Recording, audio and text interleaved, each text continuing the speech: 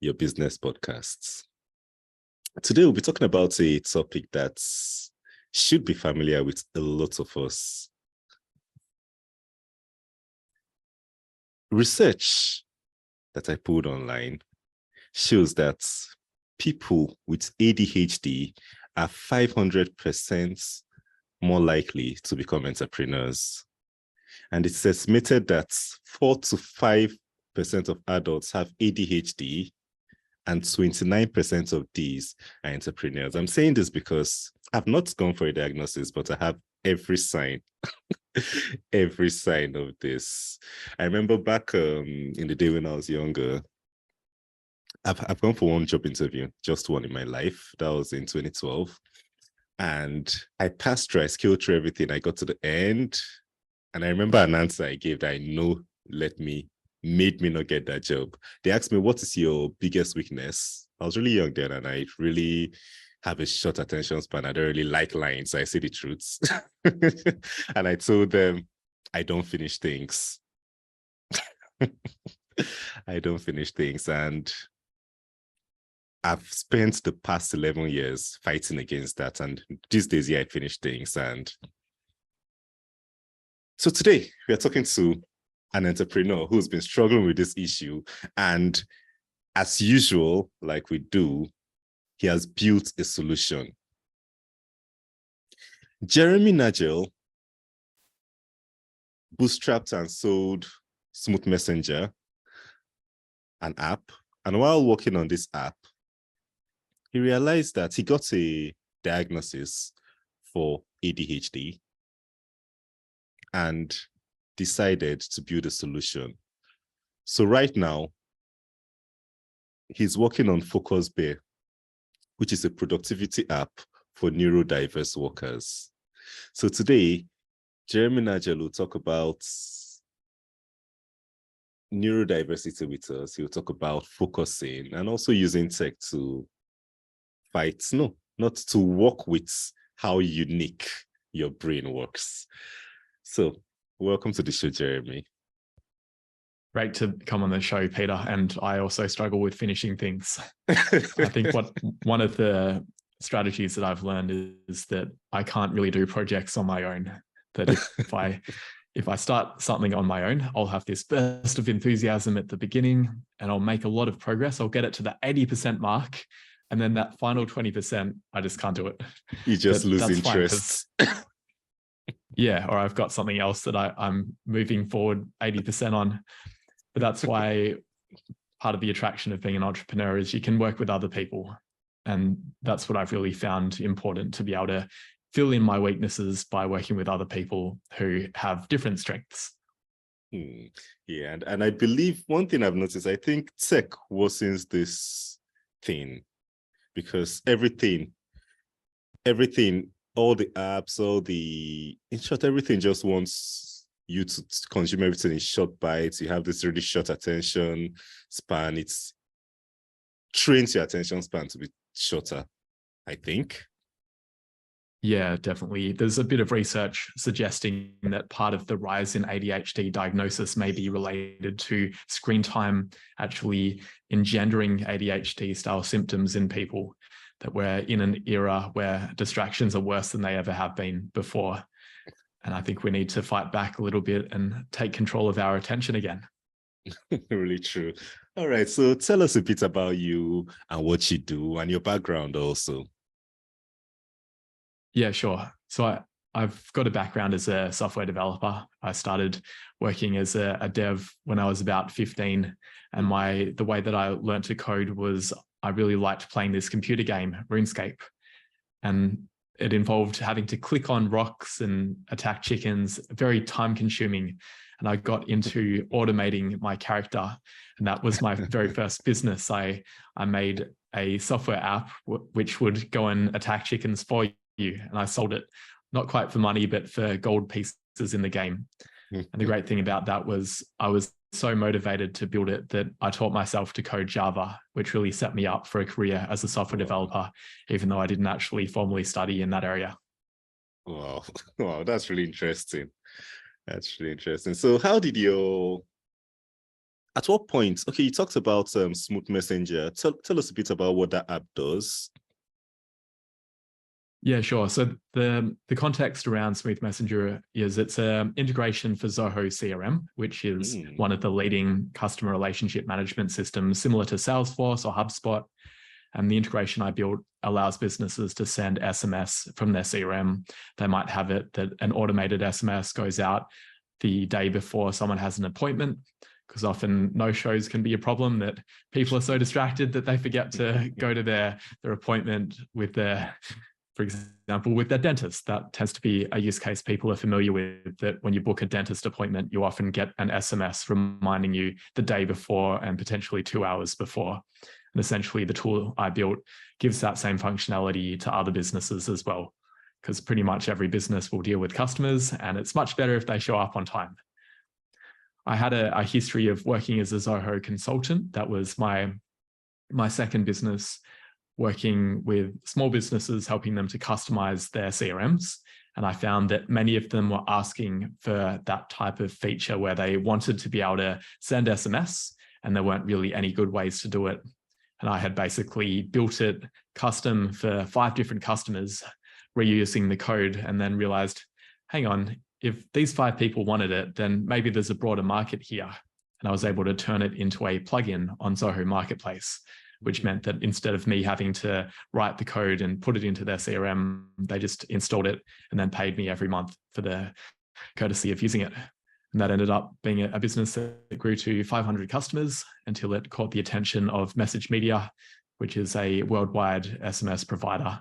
And they had integrations already with Salesforce and HubSpot, and Zoho was the next thing that they were interested in. Nice. So you said after you sold this app, you got your diagnosis for ADHD.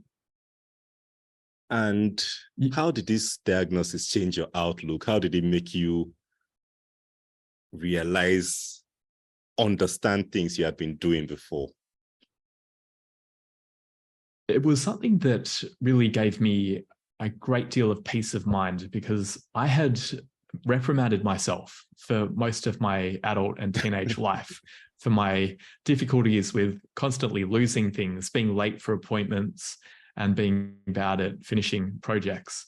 And I just thought there was something wrong with me, that I was a flawed human. And I also, I have an autism diagnosis as well.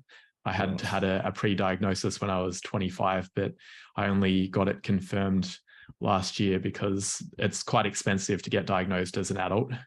And I didn't have a lot of money in my early 20s due to some of the challenges that I've. But it's been really freeing getting the diagnosis and understanding that I do have tendencies to be late and to be disorganized and to struggle generally with executive functioning, but to realize that it's not necessarily something that is wrong with me. It's just part of my nature, but it's also not an excuse. I'm not late very often these days because I've developed very specific coping strategies that come from working with an ADHD coach. I have a weekly call with my coach, and we really get down to details about how I can solve some of the challenges that I face. And one of them that we were comparing notes on before was I have to write out my schedule on paper the night before, because if I don't do that, Google Calendar just doesn't cut it for me. I won't actually think through, hang on, I'm going to a physiotherapist appointment in the city. That means that I actually need to leave an hour before. Whereas without that, I'd see it in my Google Calendar maybe half an hour before the appointment, and then it's too late. I can't actually get there in time. That's really true, because we were talking about the timetable. So I have mine splitting the day into 30-minute blocks. And I tried doing it on my phone, but like you said, might tell me a little bit too late. Yeah. And you often have to prepare for things. So it's helpful both logistically and I think emotionally preparing sometimes, because there can be, for example, appointments that I find really stressful. And if I haven't planned for it in advance and got myself psyched up and ready to talk to a difficult client, for example, it's very hard. But if I do the right preparation, then it's okay. Really true. So what unique strengths or advantages come with neurodiversity in business? for you? One of the main things to be aware of is that even though there's this idea that there's neurotypical and neurodivergent, which would imply that the vast majority of people are neurotypical, it's actually not necessarily the case. There's up to 30% of the population who are considered to be neurodivergent. It includes different conditions. The classic ones are ADHD, autism, dyslexia, but there's also ones like anxiety and depression and Alzheimer's disease. So it's quite a broad umbrella there. And one of the things to be mindful of, that given that 30% of the population are neurodivergent, it's very hard to sell your products to customers that you don't empathize with. So if you're purely a neurotypical team and you're trying to sell to as many people as you can, it might be worth actually factoring in that you should probably have at least a certain proportion of your workforce being neurodivergent so that they can actually talk the language of your customers. And in some segments, it can be a lot higher. Like the trades and tech tend to be two industries where there's a much higher proportion of people who are either ADHD or autistic.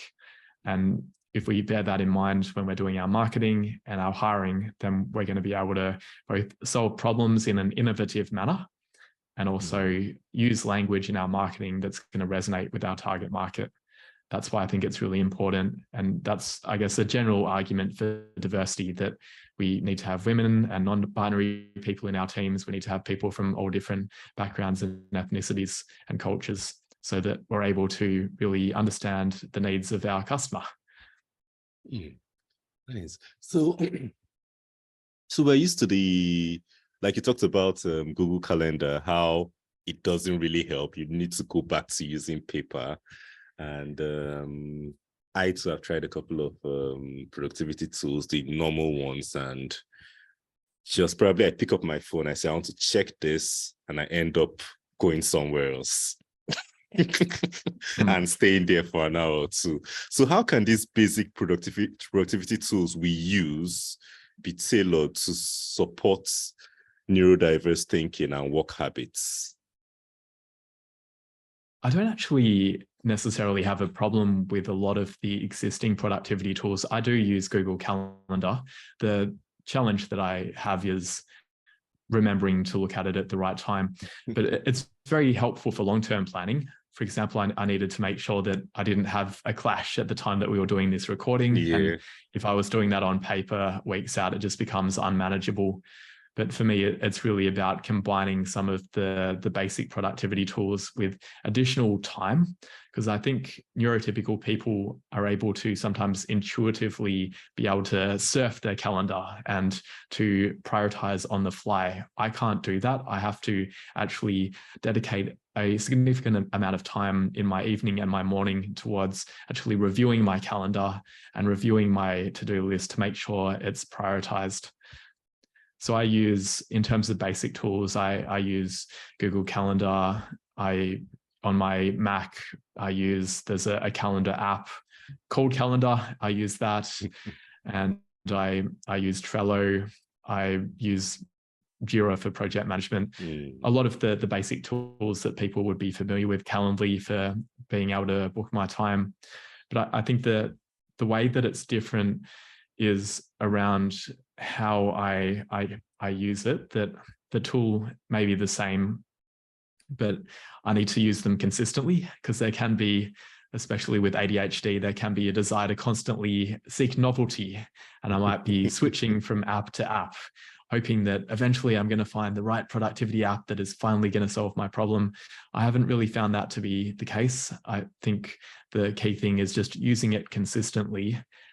And that's really where the hard part is, actually dedicating the time to doing it. Because regardless of how snazzy the tool is, regardless if it has AI built in and it's meant to be able to read your mind and figure out what appointments or to-dos you have that day, I think it's still going to take time. And that's where we need to put effort into it. Can I suggest there are a few things that are a bit different where a normal productivity tool can be used by neurodivergent people in ways that aren't actually used often by neurotypical people. Those ones are using Zoom and virtual meetings for body doubling. Have you heard of that concept before? No. Okay, so body doubling, it sounds like you're a celebrity and you have someone there in case if someone tries to assassinate you, you won't actually take the bullet. But the idea is with body doubling, it's very popular in the ADHD community. And the idea is that often it's easier to do something if someone is next to you to provide emotional support. And there are some websites, for example, FocusMate and Cave Day, where you can team up with a random stranger on the internet and you have a calendar appointment. And at that time, you go into a Zoom room and you only talk for 2 minutes at the start. You basically say, hey, stranger, for the next half an hour, I intend to work on this particular thing that I wrote down in my weekly plan, but I'm dreading it. And just by having that accountability, and you keep your video on the whole time and you check in at the end of the half an hour slot, that's actually really effective for being able to get things done, especially if you're working from home. And I find for me in the office, it's both good and bad. It's good in that there's the sense that people are watching me. And if I start going onto YouTube, then they're going to see on my monitor. It's also bad because too many conversations make it very hard for me to be productive. But essentially, body doubling is a way of tapping into that sense of being watched. I think it's the Taylorist approach to productivity, where what's measured tends to get better. True. So we can use that approach for good, and you don't have to be neurodivergent to use that. I think even just telling someone, I sometimes say to my wife, hey, there's this challenging task that I have in front of me. I'm going to work on it for 20 minutes and I'll come back to you at the end and tell you how I went. I started laughing when you talked about writing those tasks that you dread, and you just keep pushing them, because I do that a lot. I write something down and look at it and oh no, I don't want to do it, and I push it forward. And the funny thing is that at the end of the day, it's just something 5-10 minutes, I'm done when I get to it at the end of the day. Yeah, definitely. The starting part is the hardest part. Often we talked about finishing being hard, but I think finishing is actually just keeping on starting things. Because in order to finish a really long project, normally you can't do it in one sitting. Often it's going to take months to complete. And the key thing is fronting up and starting each day. And that's the other basic productivity tool that I'd say is very helpful for me, which is the humble countdown timer. That either using a physical kitchen timer, or there's various apps, or even just on your phone having a timer. And I find that for a task that I'm dreading, if I put the timer on for 10 minutes, that's often enough to get me into the zone, and then I can keep going after that. But those first 10 minutes can be the hard part. True. Really true. You just finish it in that 10 minutes and you don't need it anymore. So you talked about earlier about managers. It's how managers should accommodate neurodivergent and divergent team members in their team. So how can these managers work to accommodate and also enable these team members to do their best at work? Sure. Well, there's a few things that can be done which are very helpful for neurodivergent people, and I believe are also helpful for neurotypical people. One of them is what you did with me, in that you sent me the interview questions in advance. And I think that's a really important practice for hiring, that if you're looking to recruit someone for your team, there can be an approach to interviewing where you're trying to catch people out. And I think you were saying my least liked question, which is, what is your greatest weakness? You mentioned that came up in one of your interviews. Yeah. I think that's a really bad question to ask, especially for autistic people, when we tend to be overly literal. So we want to both send out the interview questions in advance so that people can prepare and they know what's coming, and that will help everyone. And then also look at interviewing from a strengths-based approach, that if with that question, what is your greatest weakness, what you're really looking to find out is, what kind of support do you need? That's basically the question, because everyone has weaknesses. And I don't think it's really appropriate to try and find out, like psychoanalyze someone and find out their deepest, darkest trauma. I think instead we want to assume that people are going to do their best, especially if they feel supported. And we can ask them then, what do you need to do your best work? And for me, the answer would be, I need to work from home the majority of time, because in an office environment, I find it very hard to concentrate, because background noise, background conversations in an open plan office kill my train of thought. I am unable to concentrate on anything else. And I think that's true for most people, but particularly true for people who are autistic or people who have ADHD or sensory processing disorder, where it's harder for us to push out those distractions and harder to get into work.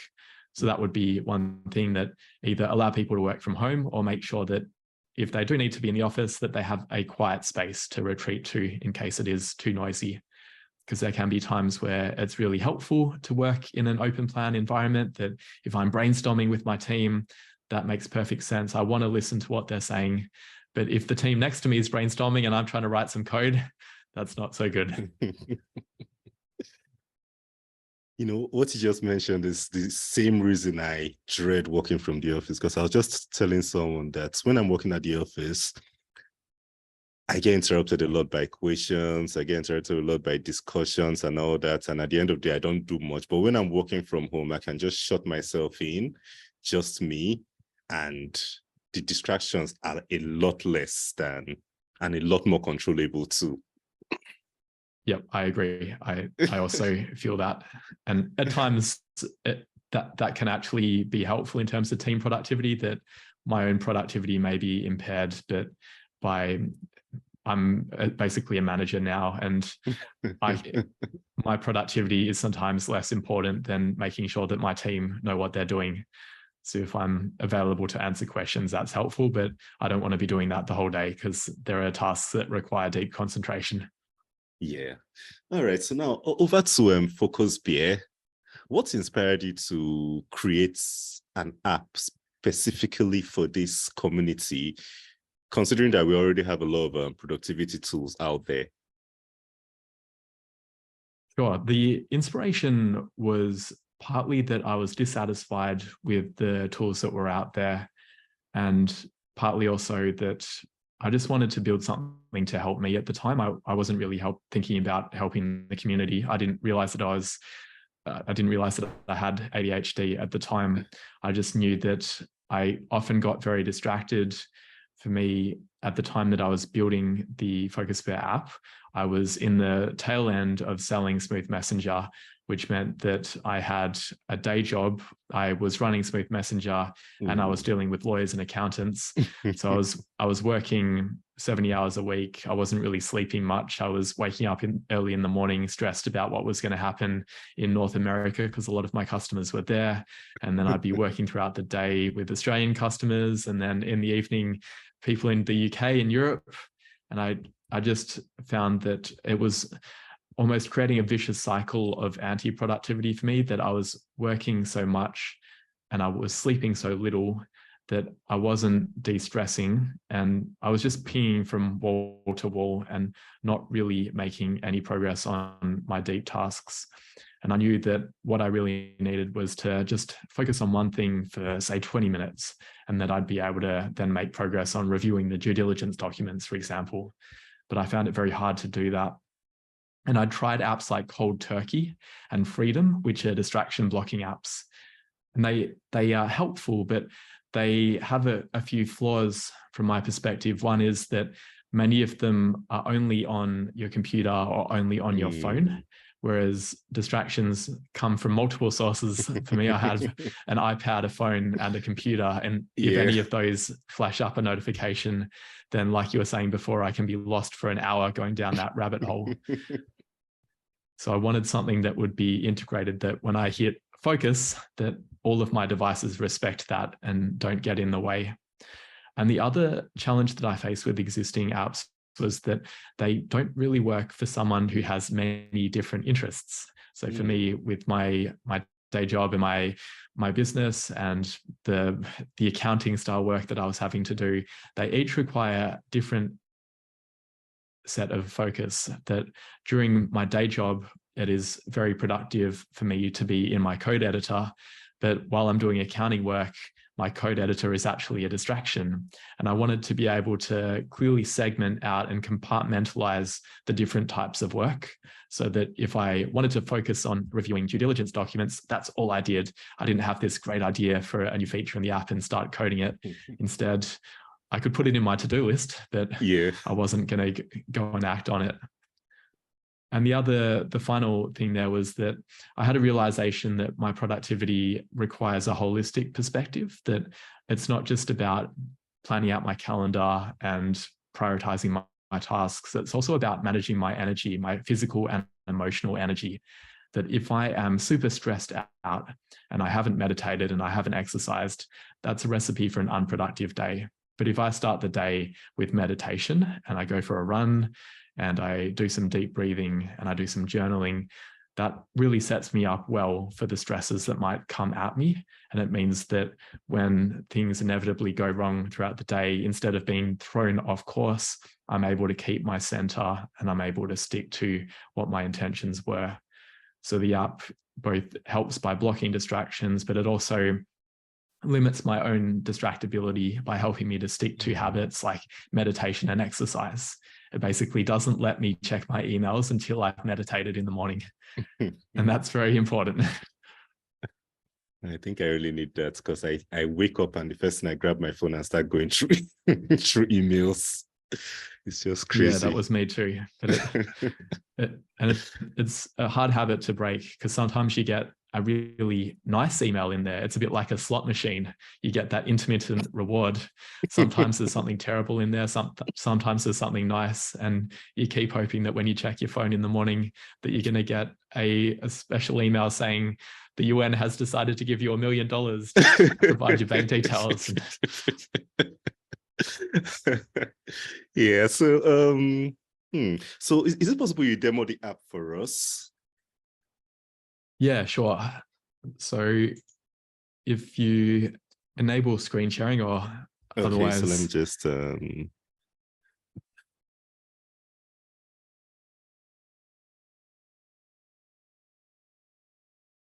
okay, right. So if I so for those on audio, you can go on the YouTube channel and you're going to see this. Yeah. So what just happened was I tried to go to Facebook and it immediately blocked it for me. And the same thing, the sites where I often wasted time, sometimes social media, but it was more often news websites. They tended to be where I'd go to that I'd be feeling a little bit bored with the task I was working on, and I'd wonder, I wonder what's happening in the headlines. So maybe for your audience, let's say BBC, if I try and go to bbc.co.uk, it says this site is always blocked because I have configured it that way. And that really helps, because it is possible for me to go and check the news, but I have to go in and I have to deactivate the focus mode that I'm in, that I'm currently in a meeting focus mode, saying that I want to focus on talking to Peter, and I'd have to come in and start my relax mode in order to read the news. And it just creates probably a 30-second barrier between me and a dopamine-rich website. And generally 30 seconds is enough for me to come to my senses and realize, hang on, if I go to that site, it's going to kill my productivity. That's really nice. I think I really need that, because my mind wanders a lot too. So yeah, that's really, I find nice. the combination of the distraction blocking and just keeping a blank piece of paper next to me, so when I have those thoughts, I can write it down. And we have also a feature in the app where if you go to a site that is distracting, but you haven't necessarily blocked it, we use AI to detect whether the site is relevant for what you're doing. And if AI thinks it's not, then it will suggest save it for after work. So you can click a button and it adds it to your anti-to-do list. And the idea is you don't look at that list until 5 p.m. or whatever time you shut off. And then you can go crazy and go and look at cat videos or whatever you wanted to do during the day. Nice. So how has FocusBear transformed your own work habits and your effectiveness? It's made a big difference both to my work habits, but also my personal habits. I was talking before about how my energy levels are really linked to my productivity. And that's one of the first ways that it has helped. That prior to using FocusBear, I was very intermittent with how much I would exercise and how much I would meditate, that most days I wouldn't. And then maybe on the weekend, I'd go out for a long run, but during the week I didn't. And I might occasionally go to a meditation retreat, but it wasn't a daily practice. Yeah. And that was symptomatic of the way that I approached many things, that I would have these bursts of enthusiasm where I made massive progress, but then I'd be tired and wouldn't want to do it the next day. Whereas now the approach is less of a binge starve mentality, which is what I had before with both work and life. And now it's more about being consistent.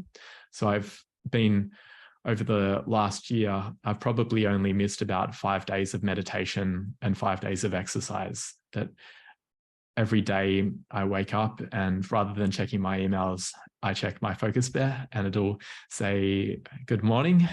The first thing to do is go for a run. So I'll go for a run and I'll do my journaling and I'll do my other habits. I have about 2 hours in my morning routine. An hour and a half of that is me doing my own personal development and my own physical and mental preparation. And the other part of it is working on long-term projects. So in terms of finishing things, I'm working on a book, and the way that I have approached book writing in the past with my one previous book was I tried to do it basically in one go. And I wrote about, I think, 8,000 words in one day. And then I didn't want to look at it again for several months.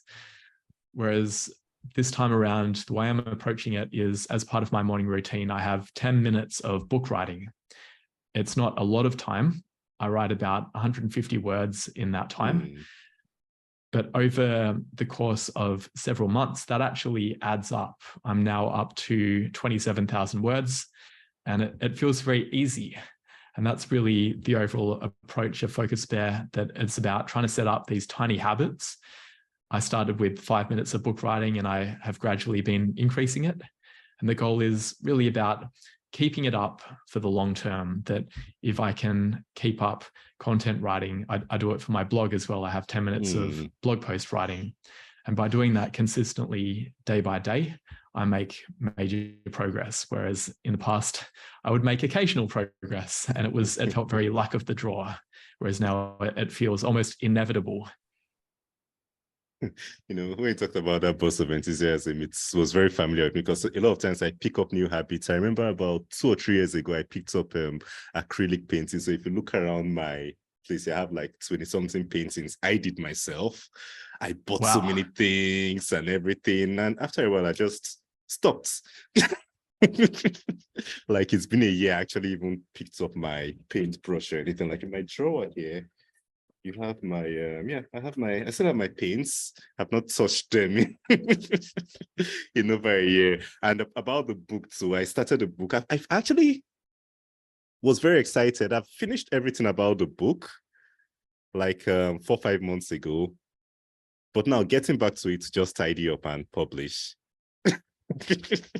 That's the issue. So I think I'll probably adopt your style at the end of the day. And when you look at it, too, like you said, 10 minutes of painting and 10 minutes of editing. Of editing, exactly. Because at the end of the day, I think one thing that's really helped, there's a whiteboard right in front of me, and in red, just on top of it, I just wrote the word consistency. And that's really helped. I like that word. Because that's the first thing I see when I get in here in the morning, consistency. And that's really helped because this year I started a fitness journey. I started doing 6,000 steps a day. I've not missed any day for the first time in my life, actually, because I was anti-fit. I was just the opposite of fit. I started going to the gym. I've not missed that this year. And that's just because I've decided to pick up that consistency. And I think that's one thing that's important. Just do a little of it, but make sure you're consistent with that little you do every day. And just, like you said, builds up those habits that are important. So I think I'll apply that to my book and the painting. Yeah. That sounds great. That's really impressive. You did 20 paintings. You could put on an I exhibition. I really should, because I just put my signature at the bottom. So probably someday. Love it. Yeah. So what's in the future for FocusBear? I heard you talk about implementing AI to choose to scan those things that you're doing that are not in the app and see whether they are relevant to what you're doing at that point. So what's in the future? What do you plan to do in the future with FocusBear? Calendaring is the future, actually. So we spoke about how Google Calendar can sometimes not be obvious enough. And one thing that we've built as a companion app on Mac is an app called Late No More, which will be very obnoxious if I'm on the verge of being late. So it will talk to you in a Siri voice and say, hey, your appointment is about to start in 2 minutes. Get on the call. And then when there's 30 seconds, it'll be more insistent. You're about to be late. Get on the call. And then when there's 0 seconds remaining, it plays this soundtrack from my Spotify called You're Late. And that's really good because if I'm in another room and I didn't hear the voice, I'll hear that soundtrack and run back to my appointment. So we're looking to do that on other platforms as well, because a lot of people don't use Mac. We're going to do an Android and iOS and Windows version of that. And that will tie into FocusBear as well, that there are also ways of having habits trigger at a certain time, that if you want to, for example, go for an afternoon walk, you can have it so that FocusBear at 2 p.m. or whatever time you want it to happen will take over your screen and say, go for a walk. And you can get those 6,000 steps in. Nice. So what technological innovations excite you the most for empowering neurodiverse teams and entrepreneurs? AI is the obvious answer here. I think there's quite a few ways where AI can be helpful. For example, with that challenge of getting started on a task, I find that working with ChatGPT is incredibly helpful there, that the blank page can defeat me. But if I have a little conversation with ChatGPT, it's a little bit like body doubling, that I can say, I've got this email that I need to write or this report that I need to write. And it will make something that's often garbage, but that's okay because it's so much easier to edit than to write, I find. Sure. That if someone gives me a straw man, an example of something which is not quite right, but in the right direction, it's easy for me to then steer it. And I can say, hey, you forgot this, or I can just take it and rewrite it myself. So that's one thing that is really helpful. The other way that I find it very helpful is with research. I can very easily go down a rabbit hole if I'm trying to collect some information about a project that I'm working on. Google can be good, but it can also end up with me going on clickbaity headlines. Whereas I find that even though you can't truly trust the information that comes out of Bard or ChatGPT, it can be enough to guide me. And then if I need to find a specific reference, I can say, go onto Google Scholar afterwards. But just by having it in one interface where it's just information coming out and not these images and clickbaity headlines, I find that's incredibly helpful. And there are some other things as well in terms of the power of technology for technological innovations. I think something that's not quite ready yet, that will be ready in the future, is being able to have electroencephalograms, EEG headsets, that can detect when you're getting distracted or emotional.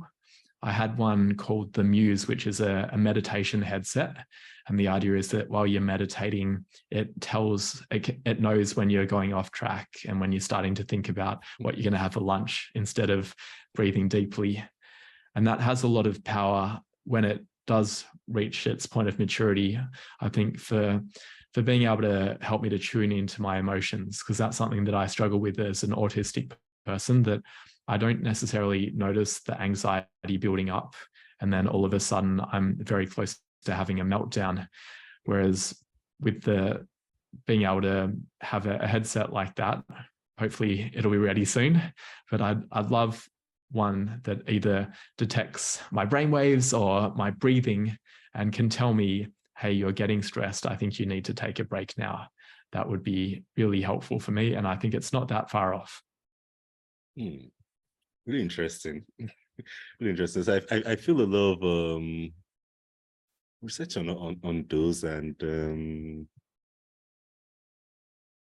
that's a really great answer. So what's your number one piece of advice for neurodiverse entrepreneurs to do more, to be able to do more in their businesses and in their lives, and also live more? Because something I've realized, sometimes we just get stuck working and doing so much at work and forget to live. I do that a lot. So what's your number one piece of advice to do both? My number one piece of advice is to respect what you put on your whiteboard. I think that's probably the main thing for me, being consistent. That had always been my aspiration in the past, that I also had a whiteboard and I had a vision board, and it was the things that I had on there basically boiled down to consistency, that I had eat mindfully, eat the right amount each day, because I had problems with overeating, and it was also exercise consistently and work consistently. And I hadn't really found a way to do that in the past. But I've realized in the last few years how important it is, that even though I have had those waves where it feels like I can get a lot done in a short amount of time, and there's arguments that maybe we should just ride our energy levels out and accept that some days are going to be low productivity days and other days are going to be super productive days. But I think it's worth understanding why there are those big peaks and big troughs. And a lot of it, I think, is related to, am I managing my sleep well? Am I managing my emotions well? Am I actually doing what you said just then and leaving work at a suitable time so that I've still got energy left in the tank for the next day? Because if I do that, if I at 5 p.m., even if I'm feeling good, if I leave, then the next day I'm going to have a great day. But if I stay until 9 p.m., I might get a little bit more done that day, but the next day I'm going to be wrecked. One other thing related to that, there's a book, Great by Choice, by Jim Collins, where he analyzes organizations that have thrived in times of great uncertainty. And he begins with an anecdote of the quest to the North Pole. And he talks about two adventurers, one who has a boom bust approach to getting to the North Pole, that on days where it's sunny and there's good weather, that team just went for it and they would go really hard. They might do 50 miles in one day. Then the next day it was snowing and it felt a bit cold and they decided, let's just stay at camp. The other team, they would always go 30 miles or 20 miles, I think it was, 20-mile march every day, regardless of what the conditions were. On good days, it was very easy for them. On bad days, it was very hard, but they did 20 miles regardless. They got to the North Pole, the other team didn't. I think there's something to that it's pretty applicable to everyone, that we should try and adopt consistency and the 20-mile march. Great by choice. And at the end of the day, one common theme is consistency throughout. Yeah. All right. So for the listeners, if they want to reach you, if they want to learn from you, if they want to download FocusBear or use FocusBear and anything, how can they reach you? They can go onto focusbear.io and feel free to download the app from there. And you can send me an email via the contact us form, or you can connect with me on LinkedIn. If you search Jeremy Nagel on LinkedIn, I'd love to connect with you. Definitely. So those the link to FocusBear will be in the show notes, as well as some tools mentioned, such as FocusMate, Cave Day, and so on. So thank you so much, Jeremy, for coming on the Tech Your Business podcast today and sharing with us your experiences, your hacks, your app, and everything. It's been a pleasure. And also for the listeners, thank you for being with us today on the Tech Your Business podcast. I hope you picked something up. And for those of us, I know we're all mostly business owners, and a lot of us can relate with this episode today. So I hope you picked a few things. And like I said, one theme that has been consistent throughout this episode is consistency. So hope you apply that. Like I said, it's 20 miles every day. 20 miles every Definitely. day. So thank you so much for being with us. And stay tuned for Peter's book. Definitely, it's going to be out before this goes out. Awesome. Yeah, so thank you so much for being with us on the Tech Your Business Show today. Until next week, when we come with another episode, don't forget to stay consistent and keep taking your business. Bye for now.